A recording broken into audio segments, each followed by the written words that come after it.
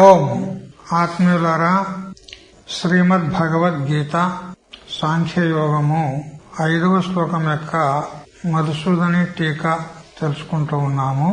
ధర్మ వ్యతిక్రమో దృష్టః ఈశ్వరాణాంచ సాహసం తేజీయసాం నదోషాయ వహ్నేః సర్వభుజో యథ. సమర్థులైనటువంటి పురుషులలో కూడా శాస్త్రజ్ఞులు, విద్వాన్లు, ధర్మాచరణ సంపన్నులు అయినటువంటి సమర్థ పురుషుల యందు కూడా ఒక్కోసారి ధర్మ వ్యతిక్రమము అవుతుంది. ధర్మాన్ని ఉల్లంఘించి వ్యవహరించడము జరుగుతుంది. మరియు సాహసం కూడా కనపడుతుంది. అయితే ఈ ధర్మ వ్యతిక్రమం కాని సాహసం కాని తేజస్వి సమర్థులైనటువంటి పురుషులకు అది దోషముగా పరిగణించబడదు. ఆ దోషము వారిని అంటుకొనదు. ఏ విధంగా అంటే సర్వభుక్ అయినటువంటి అగ్ని సర్వమును భక్షిస్తుంది. ఆ సర్వభుక్ అయినటువంటి అగ్నికి దుష్ట పదార్థాలను, చెడు పదార్థాలను మనము అగ్నిలో వేసినా కాని ఆ చెడు పదార్థాల యొక్క దోషము అగ్నికి అంటదు. అదే విధంగా కొందరు తేజస్వి పురుషులు ఎప్పుడన్నా ఒకసారి ప్రారబ్ధం ప్రబలం ఉండేనో లేకపోతే ఏ నిమిత్తం చేతనైనా కించిత్ వారి లోపల ధర్మ వ్యతిక్రమము, సాహసము జరిగినట్లయితే అది దోషముగా పరిగణించబడదు అని అర్జునుల వారు భీష్మ ద్రోణాదులను సమర్థిస్తూ ఉన్నాడు. భీష్మ ద్రోణాదులు మహా తేజస్వి సంపన్నులు ఉన్నారు. కాలము కూడా జయించినటువంటి వాడు, ఇంద్రియాలను, మనస్సును నిగ్రహించినటువంటి వాడు భీష్మ పితామహుడు. మరి ద్రోణాచార్యులు బ్రాహ్మణుడు ఉన్నాడు. అతడు ఈ విధమైనటువంటి ధర్మ వ్యతిక్రమం చేయలేడు. కదాచిత్ ఏవైనా దోషాలు జరిగినా గాని వాళ్ళకది దోషంగా పరిగణించబడదు అని అర్జునుల వారు అన్నాడు. అయితే మహాత్ములలో కూడా దోషాలు దొరుకుతాయా అని ఒకవేళ మనకు ఇలాంటి శంక కలిగితే ఉన్నాయి. అట్లాంటి దృష్టాంతాలు కూడా కొన్ని ఉన్నాయంటాడు. ఏమిటి అంటే ఋగ్వేదంలో ఈ విధంగా ప్రసంగం ఉంది. ప్రజాపతి తన యొక్క దుహితృ కుమార్తెనే అయినటువంటి సరస్వతిని వివాహం చేసుకున్నాడని మనకు వినపడుతుంది. మరి సృష్టికర్త అయినటువంటి ప్రజాపతి బ్రహ్మదేవుడే కూతుర్ని పెళ్లి చేసుకుంటాడా? లోకంలో ఎక్కడా లేదే అని మనకు అనిపించవచ్చు. కానీ అట్లాంటి ఘటనలు జరుగుతున్నాయి. ప్రజాపతి కూడా తన దుహిత కుమార్తెను వివాహం అన్నాడు, సరస్వతిని. మరి ఇంద్రుడు అహల్యతో అగమ్య గమనం చేసినాడు. ఇంద్రుడు దేవతలకే దేవుడు. అటువంటి వాడు కూడా అహల్యతోని, గౌతముని యొక్క భార్యతోని అగమ్య గమనం చేసినాడు. ఇది ఏమిటి? ధర్మ వ్యతిక్రమం. ధర్మాన్ని ఉల్లంఘించి ప్రవర్తించినారు వారు. శాస్త్రాల్లో ఇలాంటి ధర్మం ఎక్కడా లేదు. ధర్మాన్ని అతిక్రమించినారు. ఇక సాహస విషయంలో త్రిశంకు అనేటువంటి వాడు వశిష్ఠ ముని యొక్క కుమారుడైనటువంటి శక్తి యొక్క శాపం చేత అతడు చండాలుడైనాడు. అతడు నేను ఈ శరీర సహితంగా స్వర్గం పోవాలి, అటువంటి ఉపాయం చెప్పండి అని వశిష్ఠ మహర్షి దగ్గరికి వెళ్తే ఆయన నిరాకరించాడు. మళ్లీ ఆయన కుమారుడైన శక్తి దగ్గరికి పోయినాడు. ఆయనకు ఆగ్రహం వచ్చి శాపం పెట్టినాడు, నువ్వు చండాలును వైదుగాక అని. అయితే ఆ త్రిశంకుకు ఆ శాపగ్రస్తుడు అయినప్పటికీ కూడా వాని యొక్క కోరిక మాత్రము ఉడుగుతలేదు. నేను ఎట్టి పరిస్థితుల్లో నేను స్వర్గం పోవాలి ఈ శరీరంతో సహితంగా. అరే, లోకంలో లేనటువంటి ఈ వ్యవహారము ప్రకృతిలో లేదు. ఇదివరకు ఎవరు కూడా శరీర సహితంగా పోలేదు. నువ్వెట్లా పోగలుగుతావు? ఇది సంభవం లేదు అని ఋషులు, మునులు అందరు అంటే కూడా అతనికి ఆ కోరిక సన్నగిల్లలే, ఉడగలేదు. ఆ కోరిక చేత విశ్వామిత్రుణ్ణి అండజేరినాడు. విశ్వామిత్రుని దగ్గరికి వెళ్లి ఇట్లా పరిస్థితి నాది అయింది, నేను వశిష్ఠ మహర్షి దగ్గర పోతే ఆయన తిరస్కరించాడు, ఆయన కొడుకు దగ్గరికి పోతే ఆయన నాకు శాపం పెట్టి చండాలుడుగా కావాలని నాకు శాపం పెట్టాడు. వశిష్ఠ మహర్షికి విశ్వామిత్రునికి క్వైట్ అపోజిట్, శత్రుత్వం పడదు ఇద్దరికి. అట్లనా? అయితే నేను పంపిస్తాను స్వర్గానికి అని విశ్వామిత్రుడు యాగం చేసిండు. యాగం చేస్తే పోయిండు స్వర్గం. పోతే దేవతలు వాడిని మళ్ళా అక్కడి నుంచి మళ్ళా పడదొస్తే విశ్వామిత్ర హే ఋషి అయ్యో నేను పతనమవుతున్నా అని అక్కడి నుంచి మొరబెట్టుకుంటే ఇతడు అక్కడే నిలబడని మధ్యలో ఆపడు తన శక్తితో. ఇది ప్రకృతికి విరుద్ధమైనటువంటి సాహసం కదా, ఇది ఎక్కడా లేనటువంటిది. అటువంటి సాహస కృత్యాలు చేసిన విశ్వామిత్రుడు. మరియు భీష్ముడు అనాశ్రమి అయి ఉండుట, ఇది సాహసం కదా. భీష్ముడు పితామహుడు, అతడు గృహస్థుడు కాదు, వానప్రస్థుడు కాదు, నా సన్యాసి కాదు, ఏది కాదు, అనాశ్రమి ఉన్నాడు. ఆ విధంగా ఉండుట ఇది సాహసం కదా అంటాడు. మరియు భార్య లేకుండానే శ్రౌతయాగం చేయుట, ఇది సాహసమే. శ్రీరామచంద్రుడు భార్య లేకున్నా గాని యాగం చేసిండా లేదా? బంగారు సీతను తయారు చేయించి ఒక ప్రతీకగా పెట్టుకొని యాగం చేశాడు. ఇట్లాంటి కొన్ని సాహసమైనటువంటి కృత్యాలు మహాత్ములలో కూడా మనకు కనపడుతున్నాయి. అట్లా భీష్ముడు, ద్రోణుడు వాళ్ళు యుద్ధంలో వచ్చి నిలబడి మాతో యుద్ధం చేయడానికి సిద్ధంగా ఉన్నారు అంటే వాళ్ళు అన్ని తెలిసి కూడా ఇది అధర్మ పక్షము, మేము దుర్యోధన పక్షంలో ఉండదగిన వారం కాదు అని వారికి తెలుసు. అధర్మ పక్షం అని తెలుసు, అయినా కానీ అధర్మ పక్షంలో నిలబడ్డారు. ఇది ధర్మ వ్యతిక్రమం కాదా? అయితే అది పెద్ద దోషం కాదంటాడు అర్జునుడు. అదే పెద్ద దోషం కాదు, మహాత్ములు ఉన్నారు, వాళ్ళు కించే దోషం అంటే ఏమిటి? శంకరాచార్యుల వారు కూడా బ్రహ్మసూత్ర భాష్యంలో ఒక చోట అంటాడు, సునిపుణానామపి సూక్ష్మ అపరాధ దర్శనాత్ అన్నాడు. మంచి మంచి నిపుణులు, పండితులు, వేదవేత్తలు, జ్ఞానుల లోపల కూడా కించిత్ ఏనన్నా దోషం ఉంటది. ఎందుకంటే శరీరమే దోషయుక్తంగా ఉంది, శరీరమే ఇది అజ్ఞానం యొక్క కార్యం ఉన్నది. మరి శరీరంతో ఉన్నప్పుడు ఎక్కడైనా కించిత్ దోషాలు దొరికితే దొరలవచ్చు. అని ఈ విధంగా మహాత్ములలో కూడా అక్కడక్కడ కించిత్ దోషాలు దొరుకుతాయి, అవి దోషాలుగా పరిగణించబడవు అని అర్జునుడు భీష్మ ద్రోణాదులను సమర్థిస్తూ ఉన్నాడు.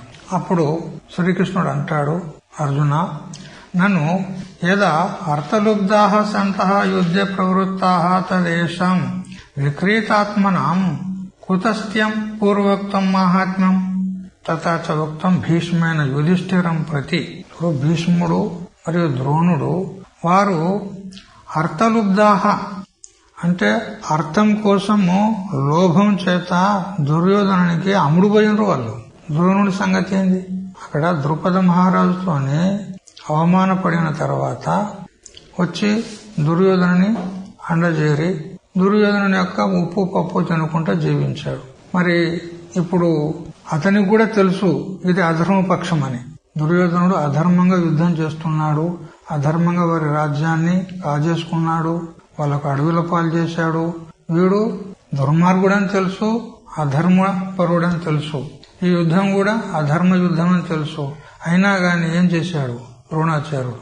అధర్మ పక్షంలో నిలబడి యుద్ధం చేస్తానికి వచ్చాడా లేదా? ఎందుకు అనంటే ఉప్పు పప్పు తిన్నా అని. అర్థలుబ్ధ, ఆ సంపదకు, ఆ ధనానికి లుబ్ధుడయ్యి వారికి లొంగిపోయాడు, ధనానికి లొంగిపోయాడు. అట్లే భీష్మాచార్యులు కూడా అదే విధంగా ఉన్నాడు. అందువల్ల యుద్ధే ప్రవృత్తాః తదేషాం విక్రీతాత్మనాం, అమ్ముడుపోయిన వాళ్ళు వీళ్ళంతా ఆ డబ్బుకు దాసులయ్యి అమ్ముడుపోయినటువంటి వాళ్ళు మహాత్ములని ఎట్లా అంటున్నావు నువ్వు, మహానుభావులని ఎట్లా అంటున్నావు నువ్వు అని అర్జునుడిని కృష్ణుడు అంటున్నాడు. నేనే కాదయ్యా, స్వయంగా భీష్ముడే అన్నాడు, నేను అర్థలుబ్ధుడనయ్యి వాళ్ళకి అమ్ముడుపోయినా అంటాడు. భీష్ముడు స్వయంగా అన్నాడు, మహాభారతంలో ప్రమాణం ఉన్నది చూడండి. అర్థస్య పురుషో దాసో దాసస్త్వర్థో న కస్యచిత్ ఇది సత్యం మహారాజా బద్ధోస్మ్యర్థే న కౌరవైః. ధృతరాష్ట్రంతో అంటున్నాడు భీష్ముడు స్వయంగా, హే రాజా, పురుషః అర్థస్య దాసః, పురుషుడు అర్థంనకు ధనానికి దాసుడున్నాడు. లోకంలో అందరూ కూడా ధనానికి దాసులే కదా, కానీ ధనము మాత్రం ఎవరికి దాస్యత్వాన్ని పొందలే. ధనము ఎవరికి దాస్యత్వాన్ని పొందలే, అది ఎవరికి దాసి కాలే. ధనమునకే పురుషులందరూ దాసులైతున్నారు. ఇది సత్యం హే మహారాజా ధృతరాష్ట్ర. అందువల్ల బద్ధోస్మి అర్థేన కౌరవైః, కౌరవుల యొక్క ధనము చేత నేను బద్ధుడనైపోయాను అంటాడు స్వయంగా భీష్ముడు. మరిప్పుడు అర్థలుబ్ధుడైందా లేదా భీష్ముడు? స్వయంగా తానే అన్నాడు, నేను అర్థం చేత బద్ధుడనైపోయాను, కౌరవులు ఇస్తున్నటువంటి అర్థం చేత నేను బద్ధుడనైపోయాను అన్నప్పుడు అర్థలుబ్ధుడున్నాడు.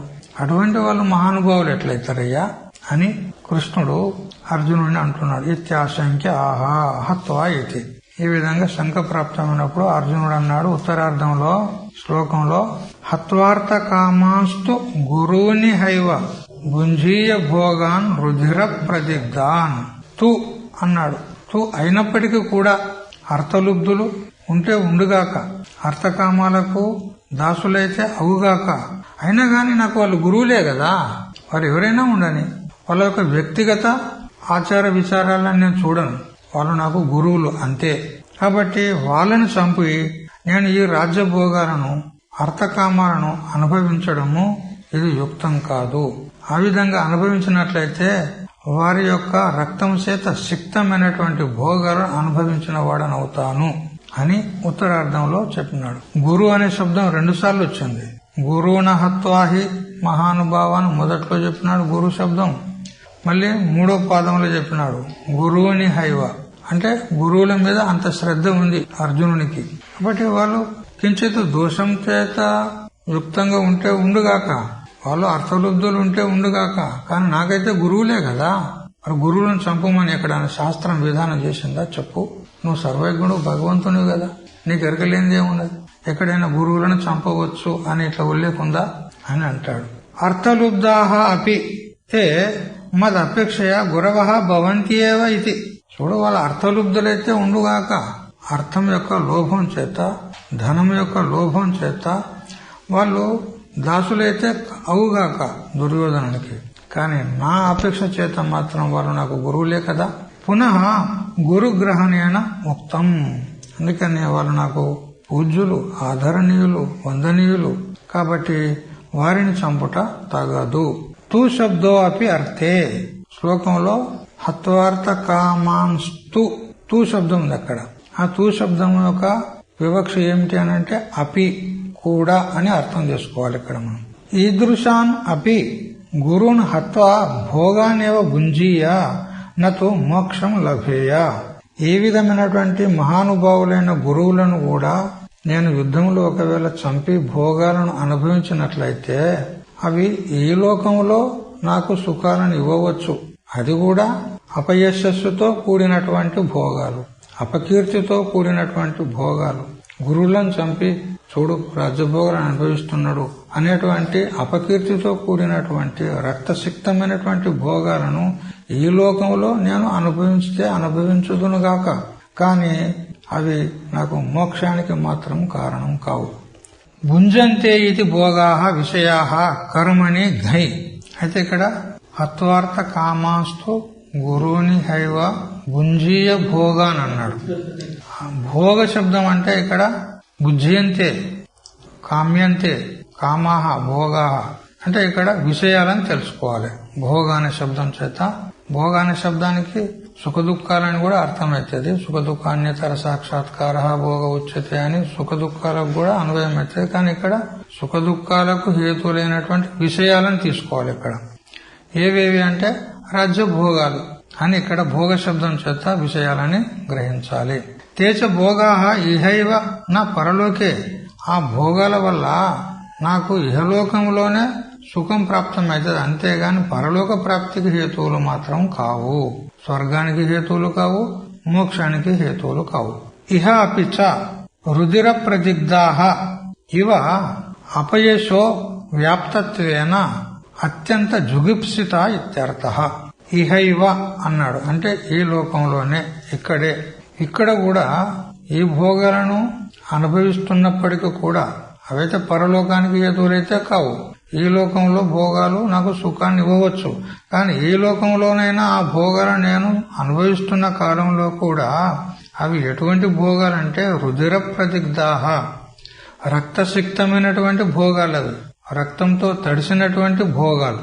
వీళ్ళందరినీ చంపి వాళ్ళ రక్తంతో నేను ఆ భోగాలను అనుభవించడం అనేది జరుగుతుంది. అంటే దాని తాత్పర్యం ఏంది? అపయశో వ్యాప్తత్వేన అత్యంత జుగుప్సితాః ఇత్యర్థః. అపయశస్సు చేత, అపకీర్తి చేత వ్యాప్తమైనటువంటి భోగాలను నేను అనుభవించవలసి వస్తుంది. అటువంటి భోగాలు అత్యంత హేయములు అంటాడు. యదా ఇహాపి ఏమం తదా. మరి ఈ లోకంలోనే ఆ భోగాలు నాకు అపకీర్తిని తెచ్చిపెట్టేవైతే ఇక పరలోక దుఃఖం కియద్ వర్ణనీయం ఇది భావ. అందుకని ఇక నాకు పరలోకం ప్రాప్తమవుతుంది అనేటువంటి ఆశ ఏముంది? పరలోకం అయితే అత్యంత దూరం ఉన్నది, మోక్షం అయితే మరీ దూరం ఉన్నది. కాబట్టి ఇటువంటి భోగాలు నాకు వలదు. అథవా లేక పక్షాంతరం చేత చెప్తున్నాడు ఈ భోగాల విషయంలో. గురున్ హత్వా అర్థకామాత్మకాన్ భోగాన్ ఏవ భుంజీవ. చూడు, గురువులను వధించి వాళ్ళని చంపి అర్థకామాత్మకములైనటువంటి భోగాలను మాత్రమే నేను అనుభవిస్తాను. అర్థం అంటే సంపద, కామం అంటే భోగ్య విషయాలు. అవి నేను ఇక్కడ మాత్రం అనుభవిస్తాను. నాతో ధర్మ మోక్షవు, నాకు ధర్మం అంటే పుణ్యము ప్రాప్తం కాదు, మరి మోక్షం కూడా ప్రాప్తం కాదు. ఇది అర్థకామ పదస్య భోగ విశేషణతయా వ్యాఖ్యానాంతరం ద్రష్టవ్యం. అర్థకామములు ఏవైతే ఉన్నాయో ఈ అర్థకామ పదము భోగాలకు విశేషణంగా మనం తెలుసుకోవాలి. అంటే ఈ అర్థకామములైనటువంటి ఈ భోగాలు నాకు ఈ లోకంలోనే అనుభవించడానికి వస్తుంది గాని అవి ధర్మానికి గాని మోక్షానికి గాని ఉపయోగపడవు అని తెలుసుకోవాలంటూ 5వ శ్లోకానికి వ్యాఖ్యానం అయిపోయింది. ఇప్పుడు 6వ శ్లోకానికి అవతారిక చూడండి. నను భిక్షాసనస్య క్షత్రియం ప్రతి నిషిద్ధత్వాత్ యుద్ధస్య చ విహితత్వాత్ స్వధర్మత్వేన యుద్ధమేవ తవ శ్రేయస్కరం ఇత్యాశంక్య ఆహ. అర్జున, నేను సన్యాసం తీసుకుంటా, భిక్షాటనం చేస్తా అని పదే పదే అంటున్నావు. క్షత్రియులకు సన్యాసం విధానం లేదు కదా, సన్యాసం నిషేధింపబడింది. అది కేవలం బ్రాహ్మణులకు మాత్రమే సన్యాసం విధానం చేయబడింది, క్షత్రియులకు అది నిషేధింపబడింది. మరియు ఈ యుద్ధం అనేది శాస్త్రం ద్వారా విధానం చేయబడింది. క్షత్రియులకు యుద్ధం చేయుట ధర్మము. అందుకని నీకు నిషిద్ధమైనటువంటి సన్యాసాన్ని తీసుకొని భిక్షాటన చేయుట కంటే నీకు శాస్త్రం విధానం చేసినటువంటి యుద్ధమును చేసి నువ్వు శ్రేయస్సును పొందాలి. కానీ యుద్ధమును చేయననుట ఇది అధర్మం. ఎందుకంటే క్షత్రియులకు ధర్మం అని చెప్పింది ఉన్నది యుద్ధం, నువ్వు చేయననుట ఇది అధర్మం. మరి సన్యాసం తీసుకునేది నిషేధం చేసింది శాస్త్రం క్షత్రియులకు, మరి నువ్వు తీసుకుంటాననుట అధర్మం. నువ్వు ఏ ప్రకారంగా చేసినా గాని నువ్వు అధర్మాన్నే స్వీకరించినట్లయితుంది, పాపాన్నే పొందుతావు చూడు. అందుకని ఆ ఆలోచన నెత్తి నుంచి తీసేయి. నేను సన్యాసినైతా అనేటువంటి ఆలోచన వదిలేసేయి. మరి నీ విద్యుక్త ధర్మమైనటువంటి యుద్ధాన్ని చెయ్యి, దానిలోనే నీ యొక్క కళ్యాణం ఉంది అని ఈ విధంగా కృష్ణుడు అంటే అప్పుడు అర్జునుడు అంటున్నాడు. శ్లోకం చదవండి. నచైతత్ విద్మః కతరన్నో గరీయో యద్వా జయేమ యది వా నో జయేయుః యానేవ హత్వా న జిజీవిషామః తేవ స్థితాః ప్రముఖే ధార్తరాష్ట్రాః.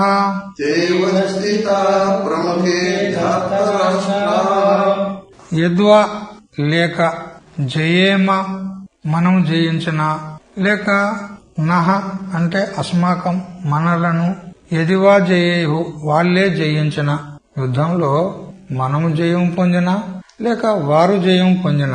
కతరత్ గరీయః ఏది గొప్పదో, ఏతత్ ఈ విషయాన్ని న విద్మః మనం తెలుసుకోజాలం. అయితే ఇక్కడ శ్లోకార్థము మొదటి పాదానికి ఈ విధంగా అర్థం లేదు, రెండో పాదానికి ఈ అర్థం ఉంది. వారు జయిస్తారో లేదా మనం జయిస్తాము మనకేం తెలియదు అని రెండో పాదం యొక్క అర్థం ఇది. ఇక మొదటి పాదం యొక్క అర్థం ఏందనంటే నేను సన్యాసం తీసుకోవాలా లేదా ధర్మయుక్తమని చెప్పబడినటువంటి యుద్ధం చెయ్యాలా, ఈ రెండిట్లో గరీయసి శ్రేష్టమైంది ఏదో అది తెలియజాలకున్నాము అని మొదటి పాదం యొక్క అర్థం. యానేవ హత్వా ఎవరిని చంపి నా జిజీవిషామః జీవించాలని కోరుకొనమో తే ధార్తరాష్ట్రాః ఆ ధృతరాష్ట్రుని యొక్క కుమారులు ప్రముఖే అంటే మన ఎదుట అవస్థితాః నిలిచి ఉన్నారు అంటారు. ఈ సన్యాసము మరి యుద్ధము ఈ రెంటిలో ఏది శ్రేష్టమో మనకు తెలియటలేదు. మరియు యుద్ధంలో జయము వారు పొందుతారా, మనము పొందుతారా, ఇది తెలియదు. మరియు ఈ యుద్ధంలో ఎవరిని చంపి జీవించాలని మనకు ఇచ్చలేదో వారే మన ఎదుట నిలబడినారు. అందువల్ల నేను వారిని చంపి యుద్ధం చేయలేను అంటాడు. అర్జునుడు అంటున్నాడు, వాళ్ళైతే చంపదగిన వారే, ఆతతాయులు, దుర్యోధనాదులు. అయినా గాని ఎందుకు చంపాలి వాళ్ళను? చంపితే ఏం లాభం ఉన్నది? పాపమే వస్తుంది. ఆతతాయులను చంపినా గాని ఏం పాపం లేదని ధర్మశాస్త్రము శ్రీకృష్ణుడు చూపెట్టాడు. కాని అర్జునుడు అంటాడు, అయినా ఎందుకు చంపాలి? ఏం అవసరం? ఎందుకు ఈ రాజ్యభోగాలతో ఏం చేసేది ఉన్నది? ఆ అడవిలలో కందమూలాలు తిన్నది సరిగ్గా ఉంది, ఇప్పుడు కూడా ఆ కందమూలాలు తిరిగి బ్రతుకుతాం అని అన్నాడు. ఇప్పుడు అదే మాట అంటున్నాడు. దుర్యోధనాదులు, ధార్తరాష్ట్రుడు ఎదురుగా నిలబడ్డాడు చూడు అన్నాడు. అందుకని వాళ్ళని చంపి ఏం లాభం? ఏతదపినా జానీమో, ఈ విషయం కూడా మనకు తెలియటలేదు. ఏమిటి?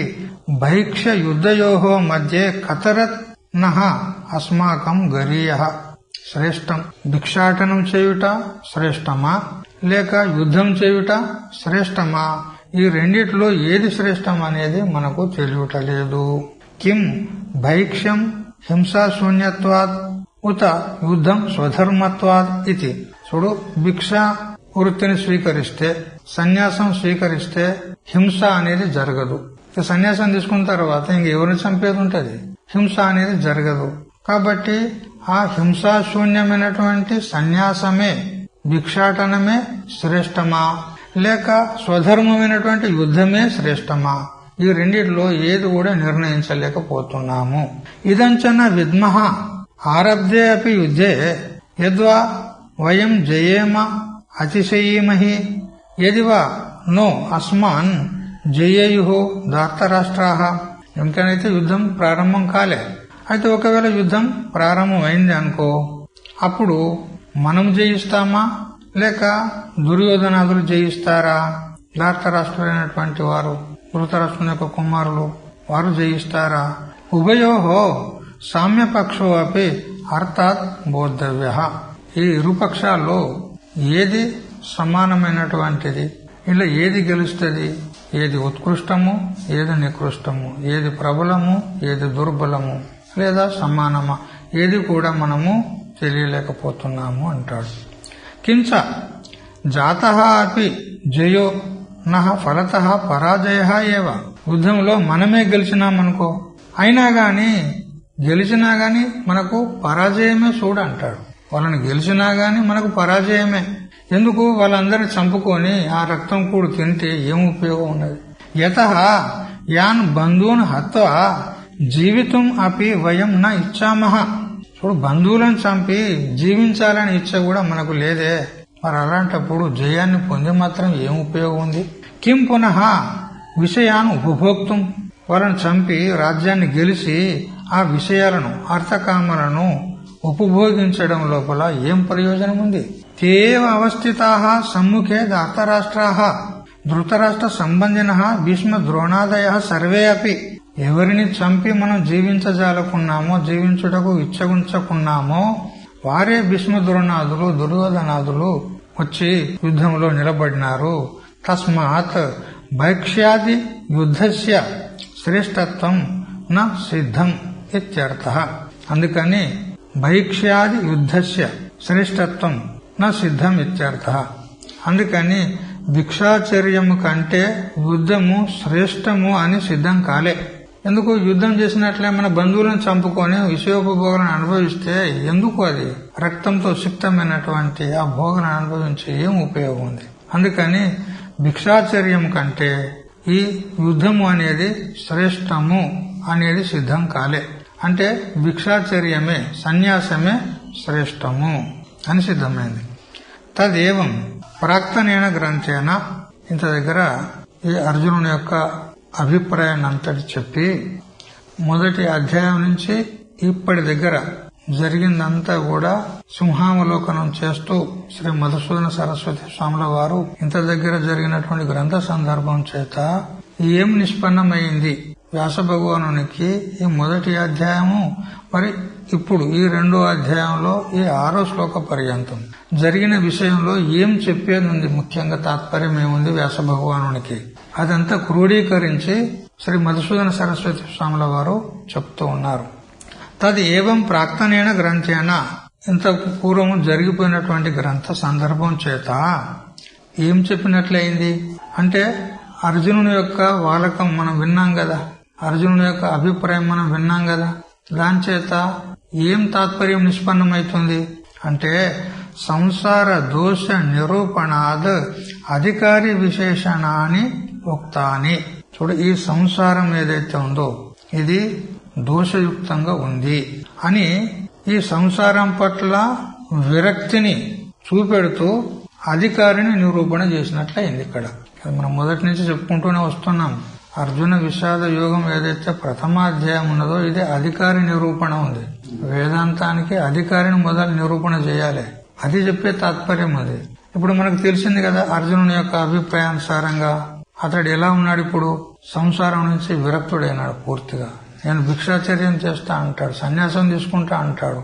అంటే ఇప్పుడు సంసారం నందు అతనికి ఆసక్తి ఉందా? లేదు. మరి ఏం చెప్పినట్లయింది ఇక్కడ, సంసార దోషాన్ని నిరూపణ చేస్తూ అధికారి యొక్క విశేషణాలను చెప్పినట్లయింది. అధికారి విశేషణాలు ఏవి? వివేకము, వైరాగ్యము, షట్ సంపత్తి, ముముక్షుత్వము. ఆ షట్ సంపత్తిలో కూడా శమము, దమము, ఉపరతి, తితిక్ష, శ్రద్ధ, సమాధానము, ఈ మొత్తం సాధనాలన్నీ కూడా ఇంత దగ్గర జరిగిన గ్రంథ సందర్భం చేత మనకు చెప్పినట్లయింది, అధికార నిరూపణ చేసినట్లయింది. తత్ర చూడు, ఒక్కొక్కటి చూపెడుతున్నాడు చూడండి. నచ శ్రేయోను పశ్యామి హత్వా స్వజన మాహవే ఇత్యత్ర రణే హతస్య పరివ్రాట్ సమాన యోగక్షేమత్వ ముక్తేహే. నచ శ్రేయోను పశ్యామి హత్వా స్వజన మాహవే. ఆహవే అంటే యుద్ధం నందు మన స్వజనులను చంపడం వల్ల శ్రేయస్సు అనేది ఏమి కనపడుట లేదు అని చెప్పినట్లయింది. శ్రేయస్సు అంటే మనం చెప్పుకున్నాం కదా, శ్రేయస్సు అంటే మోక్షం. నిత్య శ్రేయ నిశ్రేయస మోక్ష. ఈ శ్రేయస్సు అంటే మోక్షము. అంటే బంధుజనులను వధించినట్లయితే మనకు ఏమి శ్రేయస్సు అగుపడుట లేదు అన్నాడు. శ్రేయస్సు అంటే మోక్షం.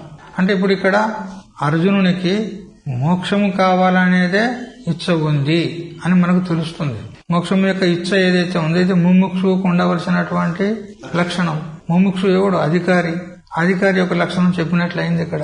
అన్యశ్రేయో అన్యదుతైవ ప్రేయ. ఇక్కడ శ్రేయస్సు ప్రేయస్సు కఠోపనిషత్తులో వచ్చింది. ఇది శ్రేయస్సు అనేది వేరే ఉంది, ప్రేయస్సు అనేది వేరే ఉంది. దానికి దీనికి పొత్తు కుదరది. ప్రేయస్సు అంటే ప్రాపంచికమైనటువంటి భోగాల యొక్క సుఖం. ప్రేయస్సు ప్రాపంచికమైనటువంటి సుఖాలు. విషయాభిముఖ్యేన ఉదేతి ఇది అభ్యుదయ. వైషయిక సుఖం స్వర్గాధివత్ అని మనం పూర్వం చెప్పుకొని వచ్చినాం. విషయాభిముఖ్యేన అంటే ఇంద్రియ విషయ సంబంధం చేత కలిగినటువంటి ఏ సుఖం ఉన్నదో వైషయిక సుఖము, దానికి ఏమంటారు? అభ్యుదయం అంటారు. అభ్యుదయం అంటేనే ప్రేయస్సు. కానీ మోక్షం అయితే అది నిర్విషయ సుఖం ఉన్నది, ఆత్మసుఖం ఉన్నది, బ్రహ్మసుఖం ఉన్నది. శ్రేయస్సు దానికి దీనికి విరోధం ఉన్నది. కాబట్టి శ్రేయ అన్యత్ ప్రేయ అన్యత్ అని కఠోపనిషత్తు చెప్పిన ప్రకారంగా నాకు శ్రేయస్సే కావాలని అర్జునుడు అయితే అడిగిండో ఇక్కడ మోక్షమే కావాలి అంటే ముముక్షు యొక్క లక్షణం ఏదైతే ఉందో మోక్షేచ్ఛ, అది ఇక్కడ సూచన చేసినట్లయింది. తర్వాత ఇత్యాది శృతి సిద్ధం.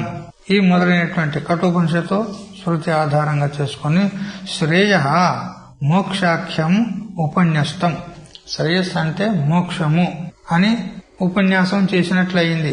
అంటే శ్రేయస్సు అంటే ముముక్షుకు ఉండవలసినటువంటి మోక్షం అనేటువంటి లక్షణం ఏదైతే ఉందో అది చెప్పినట్లయింది. నివృత్తి రూపం మోక్షము, ప్రవృత్తి రూపము అభ్యుదయం ప్రేయస్సు. ఇక్కడ నచ శ్రేయోను పశ్యామి హత్వా స్వజన మహావే అనేటువంటి ఈ వచనం చేత మోక్షము సూచించినట్లయింది. ముముక్షు యొక్క లక్షణం చెప్పినట్లయింది, అధికారి లక్షణం సూచించినట్లయింది.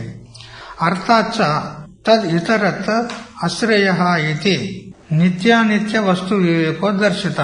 ఇక ఎప్పుడైతే మోక్షమే శ్రేయస్సు అనబడుతుందో దానికంటే భిన్నమైంది ఏదైతే ఉందో అర్థాత్ సిద్ధమైంది అది శ్రేయస్సు కాదు. ప్రాపంచికమైనటువంటి సుఖాలు ఏవైతే ఉన్నాయో, భోగాలు ఏవైతే ఉన్నాయో అవి శ్రేయస్సు కాదు, వాటి వల్ల మోక్షం కలుగదు అని అర్థాత్ అంటే చెప్పకుండానే చెప్పినట్లయింది. ఏమని చెప్పినట్లయింది అంటే ప్రాపంచికమైనటువంటి విషయోపభోగాలు అనిత్యములు, మోక్షమే నిత్యము.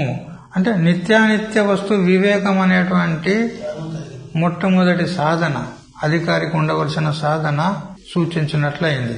నిత్యానిత్య వస్తు వివేకము మరియు ఇహాముత్ర ఫలభోగ విరాగము మరియు సమాధి షట్క సంపత్తి ముముక్షుత్వం, ఈ 4 సాధనాలు ఉండాలి అధికారికి. అందులో ఈ నిత్యానిత్య వస్తు వివేకం కూడా సూచించినట్లయింది. మరియు ప్రయోజనము మోక్షం కూడా చెప్పినట్లయింది. ఇక వైరాగ్యము షట్ సంపత్తి అది ఎక్కడ సూచించినట్లయింది అంటే నకాంక్షే విజయం కృష్ణ ఇది అత్ర ఐహిక ఫల విరాగ అన్నాడా లేదా అర్జునుడు? నకాంక్షే విజయం కృష్ణ నచరాజ్యం సుఖానిశ కింనో రాజ్యేన గోవింద కిం భోగై జీవితేనవా అన్నాడు. ఈ శ్లోకం ద్వారా మనకి ఏమని తెలుస్తుంది అనంటే అర్జునునికి ఇహలోక సంబంధమైనటువంటి భోగాల పట్ల అతనికి విరక్తి ఉంది, వైరాగ్యం ఉంది. వైరాగ్యం అనే లక్షణం ఒకటి ఉండాలి కదా అధికారికి. అయితే ఈ లోక సంబంధమైన వైరాగ్యం ఈ శ్లోకం ద్వారా తెలుస్తుంది.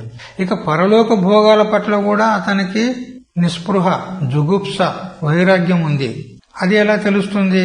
అపి త్రైలోక్య రాజ్యస్య హేతోః కిం ను మహీకృతే, 3 లోకాల రాజ్యాధిపత్యం ఇస్తానంటే కూడా నాకు ఓలదు అన్నాడు. దీని ద్వారా ఏం తెలుస్తుంది? పరలోక భోగాల పట్ల కూడా అతనికి వైరాగ్యం ఉంది. కాబట్టి అత్ర పారలౌకిక ఫల విరాగ అపి త్రైలోక్య రాజ్యస్య అనేటువంటి ఈ వచనం చేత ఏం చెప్పినట్లయింది? పారలౌకికమైనటువంటి ఫలభోగ విరాగం ఉంది. అంటే నకాంక్షే విజయం కృష్ణ అనేది ఇహలోక సంబంధమైనటువంటి విరాగము, అపి త్రైలోక్య రాజ్యస్య అనేది పరలోక సంబంధమైనటువంటి విరాగము. అంటే వైరాగ్యం అతనికి పరిపూర్ణంగా ఉంది అని చెప్పినట్లయింది. ఇక సమాధి షట్క సంపత్తి నరకే నియతం వాస ఇత్యత్ర స్థూలదేహాతిరిక్త ఆత్మ కింనో రాజ్యేన ఇతి వ్యాఖ్యాతవర్త్మన శమః. చూడు, నరకే నియతం వాస ఇత్యత్ర, ఈ యుద్ధం చేసినట్లయితే పాపం ప్రాప్తమవుతుంది, పాపం చేత మనకు నరకవాసమే ప్రాప్తమవుతుంది అనంటే నరకానికి పోయేటోడు స్థూల దేహంతో పోతాడా?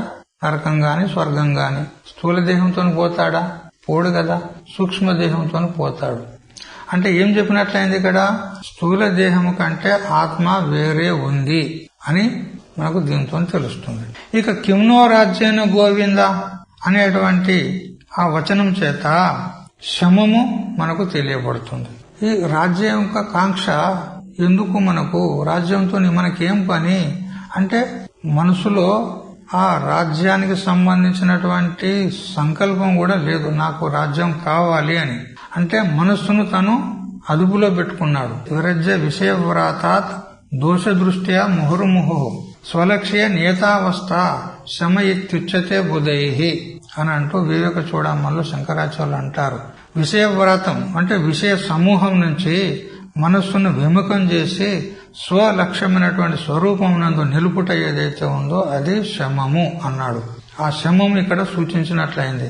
ఎందుకంటే రాజ్యభోగాలు ఏవైతే ఉన్నాయో విషయ వ్రాతం, విషయ సమూహం, వాటి యందు అతనికి అనురక్తి లేదు, ఆసక్తి లేదు, విముఖుడైనాడు. అంటే మనసును అదుపులో పెట్టుకున్నాడు, అంటే మనోనిగ్రహం అతనిలో ఉంది. కావున ఇక్కడ శమము సూచించినట్లయింది. కిం భోగై జీవితేనవా అనే శబ్దం చేత దమము చెప్పినట్లయింది. భోగాలు అనుభవించాలంటే ఇంద్రియాల ద్వారా అనుభవించాలి. మరి భోగాలు నాకు ఎందుకు అని అన్నాడు అంటే ఇంద్రియాలను కూడా దమనం చేసినాడు. అందుకని దమము కూడా ఉంది. సమాధి షట్క సంపత్తిలో శమము ఉంది, దమము ఉంది. యద్యపేతేన పశ్యంతి ఇత్యత్ర నిర్లోభత, యద్యపేతేన పశ్యంతి అనేటువంటి వచనం చేత అతనికి ఏ విధమైనటువంటి లోభం లేదు. తన్మే క్షేమతరం భవేత్ ఇత్యత్ర చితిక్ష, వారిని చంపడంలో ఏమి క్షేమము, ఏమి మేలు కనపడటం లేదంటాడు. అంటే ఇక్కడ చితిక్ష, వారు నన్ను చంపినా గాని నాకేమీ బాధ లేదు, దుఃఖం లేదు.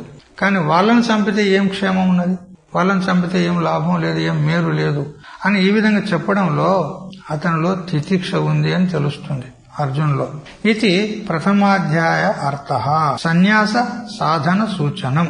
ఈ విధంగా ప్రథమాధ్యాయం చేత మనకేం తెలుస్తుందంటే సన్యాసానికి సాధనాలు చెప్పినట్లయింది.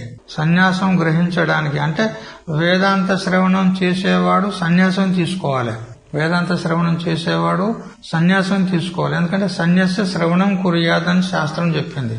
వేదాంత శ్రవణం చేసేవాడు ప్రథమమున సన్యాసం తీసుకోవాలి. సన్యాస్య శ్రవణం కుర్యాత్ అంటే శ్రవణం చేయుటకు ఏ సన్యాసం అపేక్షితమై ఉందో ఆ సన్యాసానికి సాధనాలు చెప్పినట్లయింది మొదటి అధ్యాయంలో. సన్యాసానికి సాధనాలు చెప్పినట్లయింది. ఇక అస్మిన్స్తు అధ్యాయే ఈ రెండో అధ్యాయంలో ఏం చెప్పినట్లయింది? శ్రేయో భోక్తుం భైక్షమపీహ లోకే ఇత్యత్ర భిక్షాచర్యోపలక్షిత సన్యాస ప్రతిపాదిత. భైక్షమపి నేను సన్యాసం తీసుకొని భిక్షాటన చేయడమే ఉత్తమము, శ్రేయస్కరము అని అనుట చేత ఏం చెప్పినట్లయింది? భిక్షాచర్యము అనేటువంటి వ్యవహారం చేత ఉపలక్షితమైనటువంటి సన్యాసాన్ని ప్రతిపాదించడం జరిగింది. అంటే అతడు పూర్తిగా సన్యాసానికి అధికారి అయినాడు. అంటే వేదాంత శ్రవణానికి అధికారి అయినాడు. వేదాంత శ్రవణం చేయాలంటే అతడు అధికారం కలిగి ఉండాలి. ఆ అధికారం ఎవరిలో ఉంటది? సన్యాసి అందే ఉంటది. ఇప్పుడు సన్యాసుల్లో కూడా లేదు గాని, ఎందుకనంటే సన్యాసులు కూడా గృహస్థుల కంటే అన్యాయం అయిపోయారు. మరి గృహస్థులు నయం కదా సన్యాసుల కంటే. సన్యాసం తీసుకుని ఏం చేసినట్టు?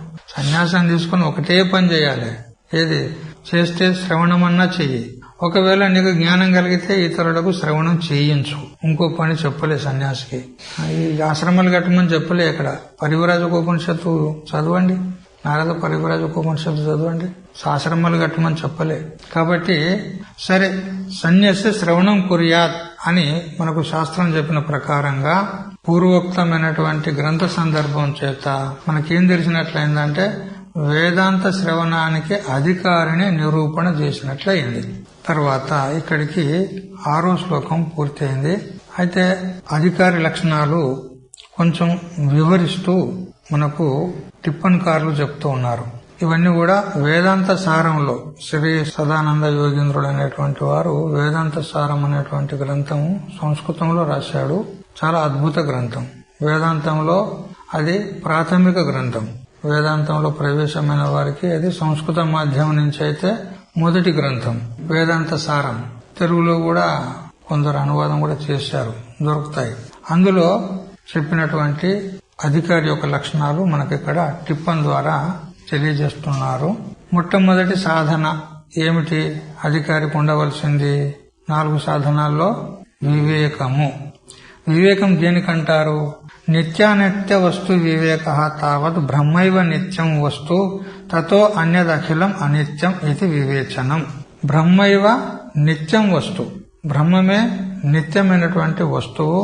తద్ అన్యత్ దానికంటే భిన్నమైనటువంటి అఖిలం అనిత్యం అని ఈ విధంగా నిత్యానిత్య వస్తు వివేకం చేయుట. ఈ లక్షణము ఉండాలి అధికారికి. మరియు వైరాగ్యం అంటే ఇహాముత్రార్థ ఫలభోగ విరాగ.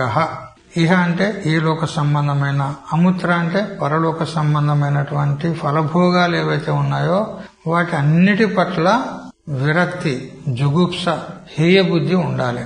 బ్రహ్మలోకులో భోగుజో చహే సభన్ కో త్యాగ్ అని విచారసాగరం. బ్రహ్మలోక పర్యంతం కలిగినటువంటి భోగాల పట్ల కూడా కాకవిష్టయందు ఏ విధంగా హేయబుద్ధి ఉంటుందో అటువంటి హేయబుద్ధి ఉండాలి. యథైవ కాకవిష్టాయాం వైరాగ్యం తథ్య నిర్మలం అని శంకరాచార్య అపరోక్ష అనుభూతులు చెప్తాడు. కాకవిష్టయందు ఎంత హేయబుద్ధి ఉంటుందో అటువంటి హేయబుద్ధి బ్రహ్మలోక పర్యంతం గల భోగాల పట్ల కూడా అధికారికి ఉండాలి. అదే నిజమైనటువంటి వైరాగ్యం. ఈ విధంగా వైరాగ్యం చెప్పినాడు. ఐహికానా, మరి ఇహలోక సంబంధమైనటువంటి భోగాలు ఏమిటి స్వామీజీ అంటే స్రక్ చందన వనితాది విషయ భోగానాం. స్రక్ అంటే పూలమాల, చందనము ప్రసిద్ధమే ఉంది, వనిత అంటే స్త్రీ, ఇంకా మొదలుకొని ఈ లోక సంబంధమైనటువంటి ఏవైతే భోగాలు ఉన్నాయో వాటి పట్ల ఇతనికి పూర్తిగా హేయ బుద్ధి ఉండాలి, వైరాగ్యం కలిగి ఉండాలి. ఇవన్నీ కూడా కర్మజన్యతయా అనిత్యత్వ వద్ ఆముష్మికానాం అపి అమృతాది విషయ భోగానాం అనిత్యతయా తేభ్య నితరాం విరతి ఇహాముత్ర ఫలభోగ విరాగ అని స్పష్టం చేసినాడు. ఏ విధంగా ఈ లోక సంబంధమైనటువంటి చందన వనితాదులు, ధన కనక వస్తువాహనాదులు, గృహారామ క్షేత్రాదులు ఏవైతే భోగాలు ఉన్నాయో, భోగ సాధనాలున్నాయో అవన్నీ కూడా కర్మజన్యతయా లబ్ధ, కర్మజనితం ఉన్నాయి, కర్మ చేస్తే ప్రాప్తమైతాయి. అదే విధంగా పరలోక సంబంధమైన భోగాలు కూడా కర్మజన్యములే ఉన్నాయి. స్వర్గం ప్రాప్తమైందనుకో, ఎట్లా ప్రాప్తమైతుంది? కర్మ చేస్తేనే కదా, పుణ్యం చేసుకోవాలి కదా. స్వర్గకామో ఏ చేత దర్శ పూర్ణమాసాభ్యాం సోమేన ఏ చేత స్వర్గకామ అని చెప్పిన ప్రకారంగా, శాస్త్రంలో చెప్పిన ప్రకారంగా అతడు యాగం చేస్తే, యజ్ఞం చేస్తే ఆ పుణ్యవశాత్తు శరీరపాతానంతరం అతడు స్వర్గానికి పోతాడు. అంటే ఆ స్వర్గం కూడా పుణ్యం వల్ల ప్రాప్తమవుతుంది. పుణ్యం ఎట్లా ప్రాప్తమైంది? కర్మ చేస్తే ప్రాప్తమైంది. మరి ఇప్పుడు స్వర్గం కర్మజన్యమా కాదా? అందుకని ఈ లోక సంబంధమైనటువంటి భోగాలు ఏ విధంగా కర్మజన్యంలో, అదే విధంగా పరలోక సంబంధమైనటువంటి స్వర్గాది భోగాలు కూడా కర్మజన్యములే. తది యథా ఇహ కర్మచితో లోకః అపి క్షీయతే ఏవమేవ ముత్ర పుణ్యచితో లోకః అపి క్షీయతే అంటూ చాందోగ్యోపనిషత్తు చెప్తుంది. ఏ విధంగా ఈ లోకంలో ఉన్నటువంటి కృషి వాణిజ్యాదుల ద్వారా కలిగినటువంటి ధన కనక వస్తువాహనాదులు ఏవైతే ధాన్యం విశేషం మొదలైనటువంటి ఇవి కర్మజన్యములై ఉండి అవి క్షయశీలంలో, అదే విధంగా స్వర్గాదుల కోసము ఏదైతే దర్శ పూర్ణమాసము సోమయాగం మొదలైనటువంటి కర్మలు చేసి పొందేటువంటి ఆ స్వర్గం కూడా కర్మజన్యమే కాబట్టి అది కూడా క్షయశీలమే. పుణ్యం ఉన్నంత వరకే స్వర్గ భోగాలు. ఆ తర్వాత మళ్ళీ క్షీణే పుణ్యే మర్త్యలోకం విశాంతి ఆ బ్రహ్మభువనాల్లోకా పునరావర్తనం అర్జున చెప్పిన ప్రకారంగా అవి కూడా క్షయశీలములే అని ఈ విధంగా వివేచన చేసి ఈ లోక సంబంధమైన పరలోక సంబంధమైన సకల భోగాల నుండి అతడు విముఖుడు కావడమే ఇది విరాగము, వైరాగ్యము అంటారు. తర్వాత శమము, సమాధి షట్క సంపత్తులు మొదటిది శమము. శమం దేనికంటారు? శమః తావత్ శ్రవణాది వ్యతిరిక్త విషయభ్యో మనసః నిగ్రహ. శమం అంటే మనోనిగ్రహం. మనోనిగ్రహం అంటే చూడు, ప్రతి విషయం నుంచి మనస్సును విముఖం చేసి నిగ్రహించేదా అంటే సదానంద యోగేంద్రులు అంటారు శ్రవణాది వ్యతిరిక్త విషయభ్య అన్నాడు. మనం శ్రవణం చేయకుండా జ్ఞానం కలగది. గురుముఖ ద్వారా శ్రవణం చేయాలి. అలా శ్రవణం చేయాలంటే మనసు ఉండాలనా లేదా? మన మనసు శ్రవణేంద్రియంతో సంబంధం ఉండాలి. ఆ శ్రవణేంద్రియము గురుదేవుని యొక్క వాణితో సంబంధం ఉండాలి. అప్పుడే ఆ గురుదేవుడు ఏదైతే ఉపదేశం చేస్తాడో దాని యొక్క తాత్పర్యం, అర్థం మనకు అవగతం అవుతుంది. మనసు లేకపోతే శ్రవణం చేస్తున్నాడు, మనసు అన్యత్ర ఉంది. అన్యత్రమే మనః అభూవం నాహమస్రౌషం అని ఉపనిషత్ ప్రమాణం చెప్తుంది. నా మనసు అన్యత్ర పోయింది స్వామీజీ, నేను వినలేకపోయాను, మళ్ళొకసారి చెప్పండి అంటాడు. అంటే గురుదేవుని యొక్క శబ్దము శ్రవణేంద్రియంతో సంబంధం అవుతుంది. ఆ శబ్దం శ్రవణ దేశ పర్యంతం వస్తుంది, సంబంధం అవుతుంది. కానీ అది గ్రహణ అయితే లేదు. ఎందుకైతే లేదు? మనసు శ్రవణేంద్రియంతో సంబంధం లేదు. అందుకని మనసు యొక్క అపేక్ష ఉందా లేదా? శ్రవణం నందు ఉంది. అయితే ఇక్కడ ఏమంటాడంటే శ్రవణాదులు చేయడానికి మనసు యొక్క అపేక్ష ఉంది కాబట్టి ఈ శ్రవణాదుల యందు మనసును మనము సతర్కంగా ఉంచాలి. కానీ శ్రవణాది వ్యతిరిక్తమైనటువంటి అనాత్మ విషయాలు ఏవైతే ఉన్నాయో వాటిలో మనసును పోనీయరాదు. మనసును శబ్దాది విషయాల్లో ప్రవేశింపనీయకూడదు. కానీ శ్రవణము, మననము, నిధిధ్యాసనం చేయడానికి ఎన్ని విషయాలు అవసరమో అవి మనం సమకూర్చుకోవడంలో, మనం అనుభవించడంలో ఏమీ పొరపాటు లేదు. ఎందుకంటే మరి భోజనాలు కూడా చెయ్యాలి. భోజనం విషయమే కదా ఒకటి. మరి దాన్ని కూడా వదిలిపెడతావా? వదిలిపెడితే సాధన ఎట్లా చేస్తావు? శరీరం ఎట్లా నిలబడుతుంది? శరీరం మాధ్యం కలు ధర్మ సాధనం. మరి శరీరం ధర్మ సాధనం అయినప్పుడు శరీరం ఉంటేనే కదా సాధన చేయగలుగుతావు. మరి భోజనాదులు ఉండన్నా, స్నాన శౌచాదులు ఉండన్నా, వస్త్రాది వాటిని ధరించేది ఉండాలన్నా లేదా? అయితే మనం సాధన కోసము, పరమార్థ చింతన కోసము ఏ ఏ విషయాలు కావాలో అవి మనం స్వీకరించడంలో పొరపాటు లేదు. కానీ అతిరిక్తమైనటువంటి విషయాలు ఏవైతే ఉన్నాయో వాటిని త్యాగం చేయాలి. వాటి యందు మనస్సును పోనీయదు. ఇదే మనస్సు యొక్క నిగ్రహము, శమము అంటారు. అందుకే శ్రవణాది వ్యతిరిక్త విషయాదిభ్య మనసః నిగ్రహ శమః అని శమం యొక్క లక్షణం చేస్తున్నాడు. ఇక దమం అంటే బాహ్యేంద్రియానం తద్ వ్యతిరిక్త విషయేభ్యో నివర్తనం. తద్ వ్యతిరిక్త అంటే శ్రవణాది వ్యతిరిక్త విషయేభ్య, శ్రవణాది వ్యతిరిక్తమైనటువంటి, శ్రవణాదుల కంటే భిన్నమైనటువంటి ఏ అయితే శబ్దాది విషయాలు ఉన్నాయో వాటి యందు ఇంద్రియాలను పోనీయకుండుట, ఇంద్రియాలను అరికట్టుట, ఇంద్రియాలను దమనం చేయుట, ఇది దమము అంటారు అని దమం యొక్క లక్షణం చేస్తున్నాడు. ఇక తితిక్ష దేనికంటారు? శీతోష్ణాది ద్వంద్వ సహిష్ణుత, సహనం సర్వదుఃఖానం అప్రతీకార పూర్వకం, చింతా విలాపరహితం సా తితిక్ష నిగద్యతే అని అంటూ శంకరుల వారు వివేక చూడమలో చెప్తారు. శీతోష్ణాది ద్వంద్వ సహిష్ణుత ఏదైతే ఉందో అది తితిక్ష అనబడుతుంది.